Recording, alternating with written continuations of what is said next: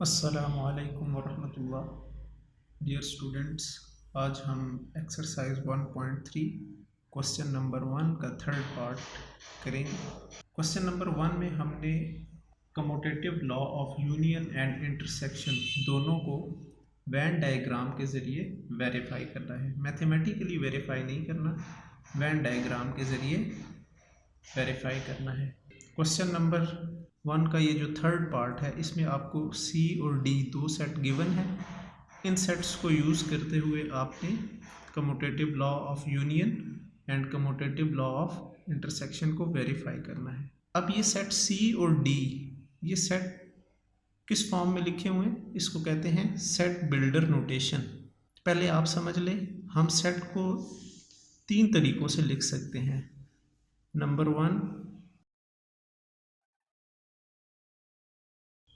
One है descriptive form.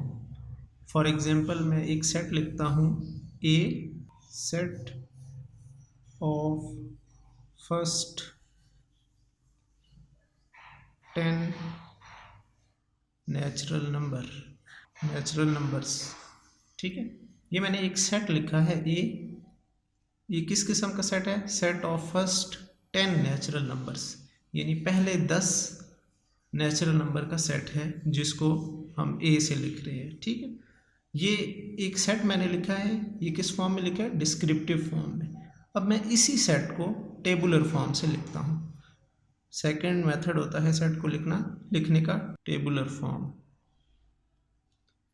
Tabular form में अगर मैं इसी सेट को टेबुलर फॉर्म में लिखूं तो ये set A is equal to 1 2 3 4 5 up to 10।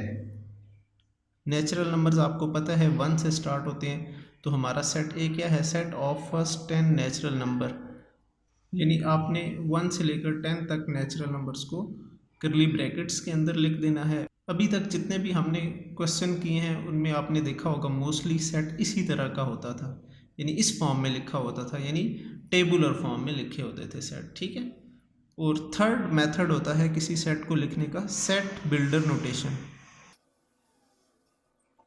अगर मैं इसी सेट ए को सेट बिल्डर नोटेशन में लिखूं तो मैं यूँ लिखूँगा, a is equal to curly bracket start x such that x belongs to natural number and 1 less or equal to x and x less or equal to 10। इस तरह हम इस सेट ए को सेट बिल्डर नोटेशन में लिख सकते हैं। x जो है ना, ये हमारे सेट के एलिमेंट्स को रिप्रेजेंट कर रहा है। ठीक है, और ये जो वर्टिकल लाइन है इसको कहते हैं सच दैट, x सच दैट। अब x मतलब हमारे सेट के एलिमेंट किस सेट के एलिमेंट हैं? नेचुरल नंबर के एलिमेंट हैं, इसलिए हमने कह दिया x belongs to natural number. ये जो e की तरह सिंबल है, ये ग्रीक लैंग्वेज का अल्फ़ाबेट है, इसको एप्सिलॉन कहते हैं। ये बिलोंग्स टू के लिए इस्तेमाल करते हैं हम। मीन्स जो हमारा सेट है उसमें जो एलिमेंट x हैं वो नेचुरल नंबर से बिलोंग करते हैं, उनका ताल्लुक़ नेचुरल नंबर से है। ये जो सिंबल है ये एंड का सिंबल है, एंड 1 लेस और equal to x and x less और इक्वल टू 10। मीन्स हमारे नंबर्स जो थे वो बेसिकली फर्स्ट 10 नेचुरल नंबर्स थे ना, मतलब 1 से लेकर 10 तक नेचुरल नंबर, तो उसको इस तरह लिखा जाता है। ठीक है, ये लेस देन का सैम्पल होता है। अगर इसके नीचे हम बार डाल दें तो इसका मतलब है लेस देन और इक्वल्स टू 10, यानी 1 to 10। अगर ये बार ना हो तो इसका मतलब होगा 1 शामिल नहीं है, और यहाँ पर भी बार ना हो तो इसका मतलब होगा 10 शामिल नहीं है। इक्वल का साइन जब आ जाता है ना, ये जो बार होती है ये इक्वल को शो कर रही है, इसका मतलब है ये भी शामिल है, और इधर इस साइड पर 1 भी। यहाँ पर एक और बात समझ लें, अगर ये लेस देन के साइन के नीचे बार ना लगी हो तो इसका मतलब होता है 1 और 10 के दरमियान वाले नंबर्स। 1 और 10 खुद शामिल नहीं है, 1 से लेकर 10 तक जितने भी नेचुरल नंबर हैं वो शामिल होंगे। तो इस क्वेश्चन में सेट सी और set D set builder notation में गिवन है। सबसे पहले आप सेट सी और डी को टेबुलर फॉर्म में लिख लें। Solution C is equal to, अब देखें C क्या है, किस किस्म का सेट है आपका, X such that X belongs to natural number, यानी C सेट जो है वो नेचुरल नंबर का सेट है। एंड 8 लेस और इक्वल टू X लेस और इक्वल टू 18 मीन्स 8 से लेकर 18 तक नेचुरल नंबर का सेट है C। तो हम लिखेंगे 8, 9, 10, 11, 12, 13, 14, 15, 16, 17 एंड 18। अब हम सेट D को टेबुलर फॉर्म में लिख लेते हैं। सेट D के एलिमेंट्स को Y रिप्रेजेंट कर रहे हैं। Y such that Y belongs to natural number, और ये एलिमेंट किस सेट से बिलोंग करते हैं, नेचुरल नंबर से बिलोंग करते हैं। एंड कौन से नेचुरल नंबर हैं, 9 लेस और इक्वल टू Y लेस और इक्वल टू 19 मीन्स 9 से लेकर 19 तक जितने भी नेचुरल नंबर हैं वो सेट D में आ जाएंगे। 9, 10, 11, 12, 13, 14, 15, 16, 17, 18 एंड 19।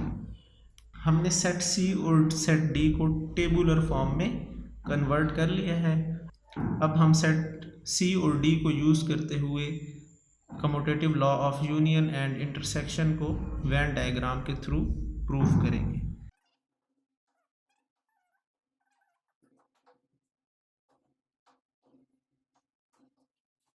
अब कम्यूटेटिव लॉ ऑफ यूनियन क्या हो जाएगा, C union D is equal to D union C।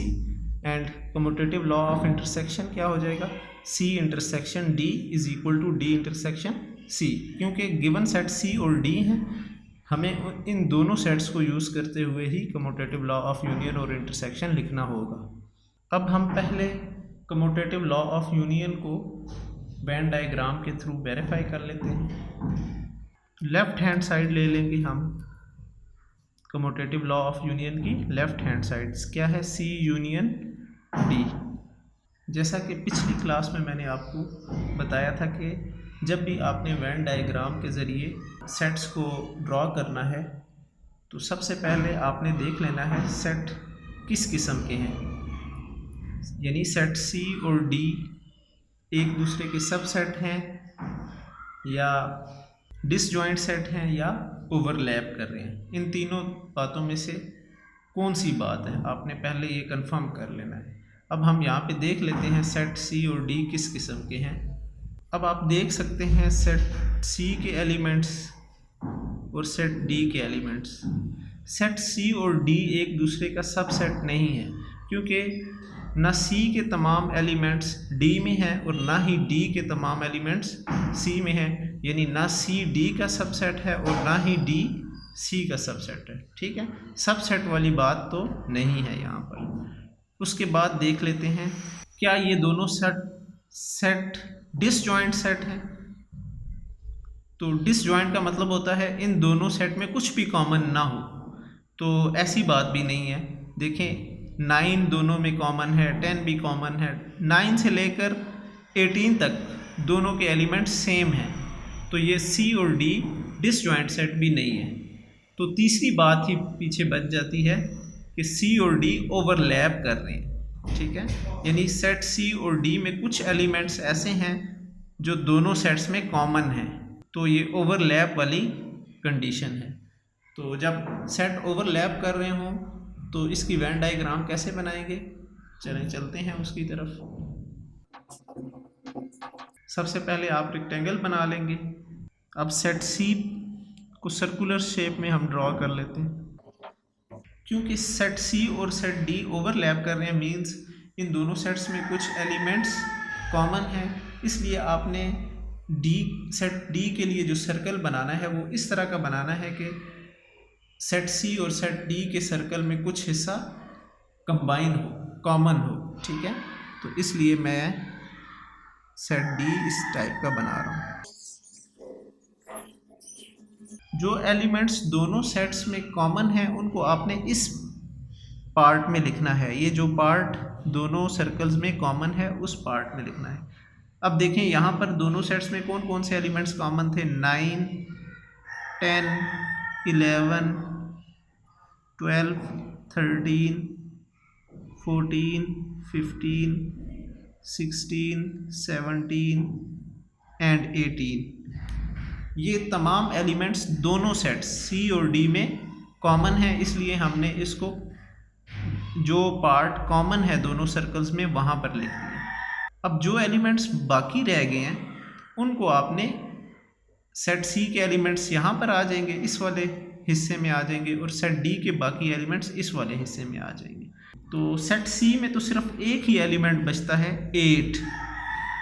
अलबत्ता सेट डी में आपके पास 9 नहीं, सेट डी में भी एक ही एलिमेंट बचता है 19। तो इस तरह हम एलिमेंट्स को लिख देंगे। इस बात को याद रखें, जो एलिमेंट दोनों सेट में कॉमन है उनको इस कॉमन वाले पार्ट में लिख देना है, और उसके बाद इन एलिमेंट्स को दोबारा ना सेट सी में लिखना है ना सेट डी में लिखना है। अब हमने सेट सी और डी की यूनियन फाइंड करनी है। यूनियन का मतलब होता है दोनों सेट्स के एलिमेंट्स को कंबाइन करके लिखना, और अगर हम यहाँ पर देखें तो यूनियन का मतलब है दोनों सेट्स का जितना भी एरिया है वो सारा यूनियन को शो कर रहा है। यानी इन दोनों सर्कल्स का सारा एरिया वो सी यूनियन डी को रिप्रेजेंट कर रहा है। तो इसलिए हम इस सारे एरिया को शेड कर देंगे। तो ये हॉरिजॉन्टल लाइंस जो हैं ये सी यूनियन डी को रिप्रेजेंट कर रही है। अब चलते हैं इसकी राइट हैंड साइड की जानिब। Right hand side D union C. Right hand side के लिए भी आपने सेम वही प्रोसेस करना है। यानी सबसे पहले आप रेक्टेंगल बना लें, फिर सर्कल सी का सर्कल बना लें, डी का सर्कल बना लें, एलिमेंट्स को अरेंज करके लिखें। इतना यहाँ तक तो काम वही है।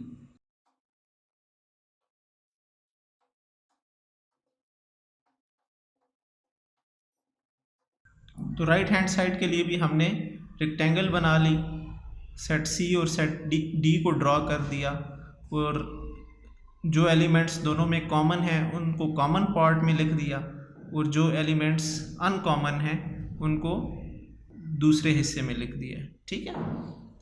डी यूनियन सी का मतलब है डी और सी सेट में जितने भी एलिमेंट्स हैं उन सब को कंबाइन करके लिख दें। ठीक है। अगर वेन डायग्राम में देखें तो यानी सेट डी और सी का जितना भी एरिया है वो सारा एरिया डी यूनियन सी को रिप्रेजेंट कर रहा है। तो इस सारे एरिया को हम शेड कर देंगे। तो ये शेडेड एरिया जो है यानी हॉरिजॉन्टल लाइंस हैं, ये डी यूनियन सी को रिप्रेजेंट कर रही हैं।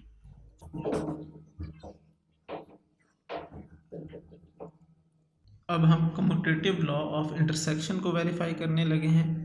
उसकी लेफ्ट हैंड साइड है सी इंटरसेक्शन डी।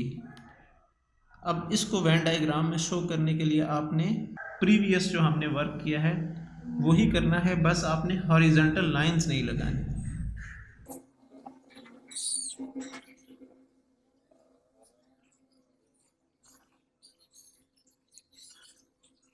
यहाँ तक दोनों में सेम काम करना है।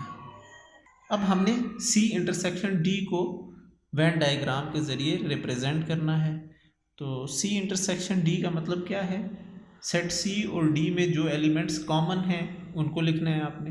तो वेन डायग्राम में इसको किस तरह हम देख सकते हैं, यानी सेट सी और सेट डी में जो एरिया कॉमन है, तो आप देख सकते हैं ये वाला एरिया सारा सेट सी और डी में कॉमन है, तो आप इसको शेड कर देंगे। इस एरिया को, ये वाला एरिया रिप्रेजेंट कर रहा है सी इंटरसेक्शन डी को। आप लिख सकते हैं horizontal lines represent C intersection D. इसी तरह आप इसकी राइट हैंड साइड भी वेरीफाई कर सकते हैं, वो मैं सॉल्व नहीं कर रहा, वो आपके लिए छोड़ रहा हूँ।